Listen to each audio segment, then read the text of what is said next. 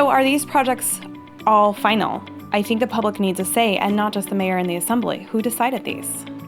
So that's a really good question. That goes back to the heart of this entire issue that we're trying to deal with capital improvements.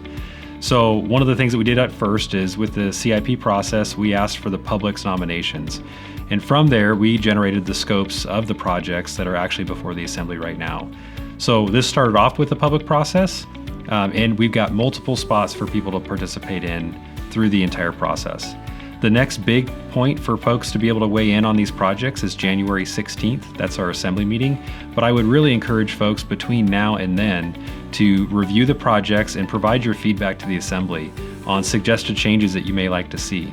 This is your opportunity to come in and tell us, did we get these projects right? So this is your chance as a member of the public to come down and say, hey, I think this project is not a good project for the borough to be spending time or energy or resources on, or if there is a project that's on there that's not quite right, the scope is different, it gives you the opportunity to be able to provide feedback to my office or to the assembly on changes that you may like to see.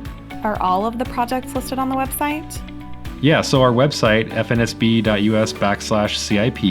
has all of the nominations that we received for the nomination period, which was August 12th through October 11th. We've included all of those up on the public so you can see the entire nomination packet, any documentation that was included, but we also have the resolution with the suggested recommendations and then a reference between those so you can see which nomination we used to generate the scope for the project. So when these go in front of the assembly, will they have a chance then to remove, add, suggest stuff of what we've submitted to them in comments? Yeah, so the idea is that the assembly will be able to take that list and modify it as appropriate. We actually already did have some modifications that the Finance Committee made.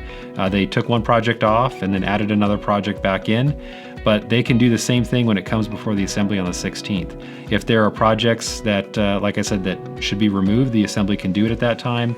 And that's all going to be dependent on public comment. So if you're interested in these projects, this is your chance to come down and be involved. And how do we get a hold of our assembly members? So you can email your assembly members is probably the best way of doing it, assembly@fnsb.us. That goes out to all of the different assembly members. You can also email me at mayor@fnsb.us, or you can come down to the chambers here on the January 16th meeting. Now that's for the scopes. If you're interested, the overall plan won't be officially approved or up for consideration until the March timeframe. So you'll have another opportunity to weigh in on the plan as a comprehensive single plan at that time too.